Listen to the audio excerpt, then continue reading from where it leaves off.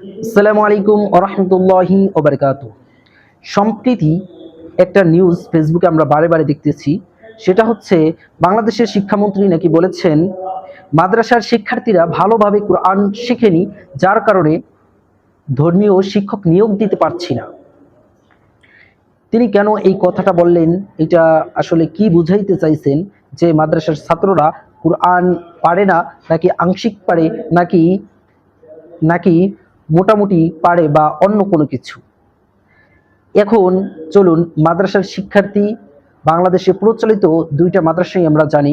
সেটা হচ্ছে একটা কওমি মাদ্রাসা, একটা আলিয়া মাদ্রাসা। তো আজকে আমি একটা বিষয় ক্লিয়ার করতে চাই যে শিক্ষামন্ত্রী হয়তো এখানে সঠিক কথাই বলেছেন। এর কারণ হচ্ছে, আমার বক্তব্য শেষ পর্যন্ত দেখুন, তাহলে বুঝতে পারবেন যে হয়তোবা শিক্ষামন্ত্রী সঠিক কথাটাই বলেছেন। প্রথমত, দুইটা মাদ্রাসার ভিতর কওমি মাদ্রাসাকে যদি আমরা ধরি, এইখানে ছোট্ট ছোট্ট বাচ্চারা এত সুন্দরভাবে কোরআন তেলাওয়াত করে, এত সুন্দরভাবে পড়ালেখা করে। কারণ হচ্ছে এইখানের ছোটবেলার এটার মূল বেসই হচ্ছে কোরআন শিক্ষা। প্রথমেই এইখানে কোরআন শিক্ষা দেওয়া হয়, তারপরে অন্য কিছু। আমি এটা আর কি রিয়েলিটি যেটা, সেটাই কথা বলতেছি। যে মাদ্রাসা, কওমি মাদ্রাসার ছাত্ররা কোরআন একেবারে সম্পূর্ণ আর কি, যদি বিশ্বের ভিতর ধরা হয়, বাংলাদেশের কিন্তু অনেক আন্তর্জাতিক মানের হাফেজ যারা বিশ্ব জয় করে বাংলাদেশে আসছে, এরকম কিন্তু বাংলাদেশে আছে। এরা হচ্ছে এই কওমি মাদ্রাসার ছেলেগুলো। তো মোট কথা আমি এইটাই বুঝাইতে চাইছি যে কওমি মাদ্রাসার ছেলেরা ছোটবেলা থেকেই কোরআন শিখে এবং হাফেজ হয়। তারপরে কোরআনের পরিপূর্ণ সবক শেষ হওয়ার পরে এবং কোরআন পরিপূর্ণভাবে শেখার পরে তারপরে হচ্ছে তারা জামাত বিভাগে ভর্তি হয়, যেখানে তারা একটু বাংলা ইংরেজির মিশ্রণ পায়। কিন্তু তাদের অন্য কিছুর বেস একটু খারাপ থাকতেই পারে, কিন্তু কোরআনের বেস অর্থাৎ কোরআন শিক্ষা তাদের একেবারেই স্ট্রং। কারণ হচ্ছে তাদের মূল পড়ালেখাই হচ্ছে এই কোরআন শিক্ষা করা। তো কওমি মাদ্রাসা সম্পর্কে এরকম একটা মন্তব্য যদি কেউ করে, তাহলে আসলে এটা মানানসই না, একেবারেই মানানসই না।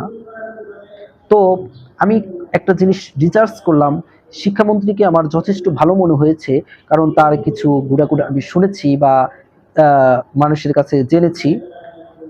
তো তার গুণাগুণের কিছু জিনিস দেখলে মনে হয় যে তিনি খুব আর কি পড়ালেখা বা ছাত্রদের জীবনকে সুন্দরভাবে গড়ে তুলতে এবং অনৈতিক কাজ না করতে তিনি উদ্বুদ্ধ করেন। তো আমি রিসার্চ করার পরে আমি বুঝলাম, তাহলে তিনি এমন একটা বোকার মতন কথা কেন বললেন। অতঃপর আমি বুঝলাম যে আসলে ভাই, বিষয়টা এটা না। দেখেন, চাকরির ক্ষেত্রে যখন নিয়োগ দিতে যায়, তখন কিন্তু বাংলাদেশি কওমি মাদ্রাসা আছে, যেখানে হচ্ছে ইসলামিক অঙ্গনে এদের থেকে উপরে কেউ নাই। এদের থেকে কওমি অঙ্গনের থেকে উপরে কোনো প্রতিষ্ঠান নাই ইসলামিক জ্ঞানের ক্ষেত্রে। তো এই ইসলামিক জ্ঞানের ক্ষেত্রে কওমি মাদ্রাসাই সেরা, তাদের উপরে কেউ নেই। এখন কথা হচ্ছে, অন্যান্য যে সাবজেক্টগুলো আছে, যেমন বাংলা, ইংরেজি, অঙ্ক, তারপরে আরও বিভিন্ন আদার্স যে সাবজেক্টগুলো আছে, এইগুলো কওমি মাদ্রাসার ছাত্ররা একটু দুর্বল। এটা আমি রিয়েলিটি থেকে বলছি। কিছু কিছু ছাত্র আছে যারা এটা পড়ে কমপ্লিট করে নেয়, কিন্তু সকলেই পারে না। বেশিরভাগ ছাত্রই এই সব বিষয়ে দুর্বল। ঠিক তেমনি ভাবে একটা উল্টা জিনিস দেখেন, আলিয়া মাদ্রাসার, এইটাও একটা মাদ্রাসার নাম, কিন্তু এইখানে ছাত্ররা শিখে শুরুতে দেখেন ক্লাস ওয়ানে যদি ওদেরকে ভর্তি করা হয়, তাহলে ওরা অঙ্ক, এই কোরআন শিক্ষার পাশাপাশি বাংলা, অঙ্ক, ইংরেজির উপর প্রচুর গুরুত্ব দেয়। তো দেখা যায় এই যে অন্যান্য সাবজেক্টের উপর গুরুত্ব দিতে গিয়ে দেখা যায় কোরআনটা ভালোভাবে শিখতে পারে না। এটা হচ্ছে রিয়েলিটি। কিন্তু কওমি মাদ্রাসা, এই আলিয়া মাদ্রাসার অনেক ছাত্ররাই খুব ভালোভাবে এবং সুন্দরভাবে কোরআন তেলাওয়াত করতে পারে এবং তাদের ভিতরে খুব বিজ্ঞ বিজ্ঞ আলেম তৈরি হয়, এটা মানতে হবে। কিন্তু বেশিরভাগ স্টুডেন্ট একটু দুর্বল হয়ে থাকে। কারণ হচ্ছে যে কেউ যদি একটা বিষয় নিয়ে গবেষণা করে, তাহলে সেই একটা বিষয়ের সাফল্য সে পেতে পারে। কিন্তু কেউ যদি 10টা বিষয় নিয়ে একসাথে গবেষণা করে, তাহলে ওইটার সাফল্য তার জন্য পাওয়া খুবই দুষ্কর। ঠিক তেমনি ভাবে কওমি মাদ্রাসার ছাত্ররা আরবি নিয়ে গবেষণা করে, আরবির ক্ষেত্রে কওমি মাদ্রাসার ছাত্রদের থেকে উপরে আমি আর কাউকে দেখি না, যেটা হচ্ছে রিয়েলিটি এবং যুক্তিসঙ্গত কথা। কিন্তু আলিয়া মাদ্রাসার ক্ষেত্রে আমরা দেখি যে এখানে অঙ্ক, ইংলিশ সবকিছু আছে, ওভারঅল একটা সবকিছুই আছে। তো এইখানে আর দ্বিতীয় বিষয়টা হচ্ছে কেন মাদ্রাসার কথা উল্লেখ করলেন? আলিয়া মাদ্রাসাও কিন্তু একটা মাদ্রাসা।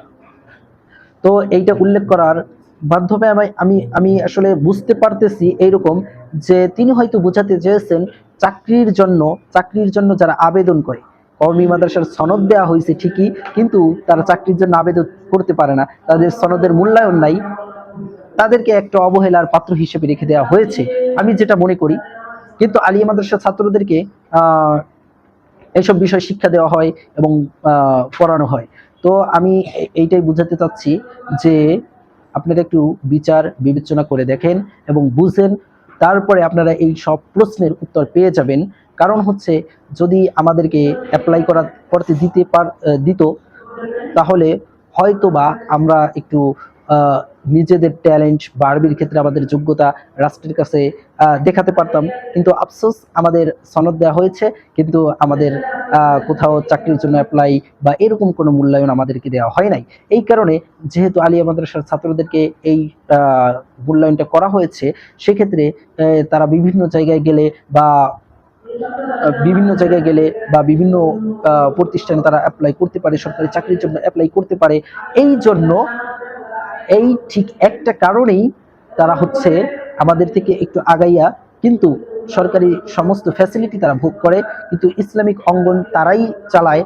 সরকার দেখে বা বাহিরের রাষ্ট্র, আন্তর্জাতিক রাষ্ট্র ওনাদেরকেই ফলো করে। তো আমি বলবো যে সঠিক শিক্ষার মূল্যায়ন করুন এবং যে যে পদের জন্য যোগ্য, একজন ইঞ্জিনিয়ারকে ডক্টরের জায়গায় বসানো যাবে না, আবার একজন ডক্টরকে ইঞ্জিনিয়ারের জায়গায় আমি বসাতে বলছি না। আমি বলছি যে ইসলামিক অঙ্গনে যেহেতু কওমি মাদ্রাসাগুলো সেরা এবং তাদের উপরে কেউ নেই, সেহেতু আপনারা আমি একেবারেই বলবো যে এই বিষয়টা আপনারা বিবেচনায় নিন এবং বিভিন্ন প্রতিষ্ঠানে ধর্মীয় শিক্ষক নিয়োগ দেওয়ার ক্ষেত্রে তাদেরকে প্রাধান্য দিন। আমি একটা কথা স্পষ্টভাবে বলি, আমি কিছুদিন একটা আলিয়া মাদ্রাসায় পড়িয়েছিলাম কিছুদিন। তো সেইখানে আমি দেখেছি ছাত্ররা আরবির ক্ষেত্রে অনেকটাই দুর্বল, তারা বিভিন্ন সাবজেক্ট পাশ করা নিয়ে ব্যস্ত থাকে।